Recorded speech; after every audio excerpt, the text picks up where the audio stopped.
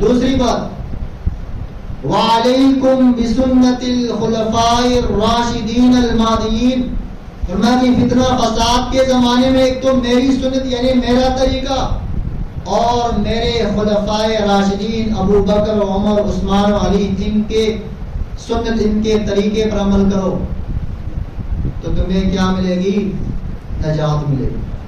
تو آج کی محفل کا خلاصہ کلام یہ ہے، ایک تو ہم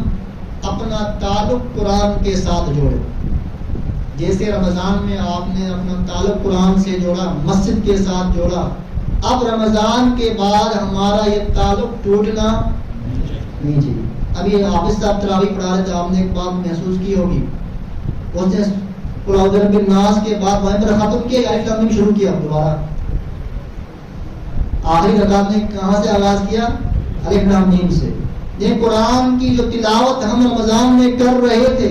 تو حافظ صاحب آپ کو یہ پیغام دے رہے تھے اب رمضان کے ساتھ قرآن کی تلاوت بند نہیں ہونی چاہیے، بس نہیں، ایک قرآن آپ کا رمضان میں ختم ہو گیا، جو ہی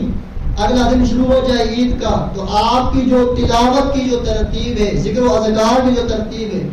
اسے آپ نے کنٹینیو کرنا ہے، دوبارہ سے اس کو سٹارٹ کریں گے نا انشاءاللہ۔ جب ہم قرآن کے ساتھ تعلق بنائیں گے، قرآن ہمارے لیے موعظہ بھی، وعظ و نصیحت بھی ہوگا، شفاء لما فی الصدور، ہماری دل کی روحانی بیماریوں کا اس میں شفا بھی ہوگا، وہدن، فرمایا کتاب قرآن مجید تمہارا رہبر اور رہنما بھی ہوگا، اور آخری بات فرمائی پھر جب قرآن کے ساتھ تعلق بناؤ گے اللہ کی رحمت تم کو ڈھانپ لے گی،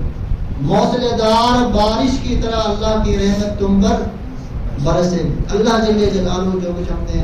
سنا اور سنا اس پر عمل کرنے کی توفیق عطا فرمائے۔ وآخر دعوانا الحمدللہ۔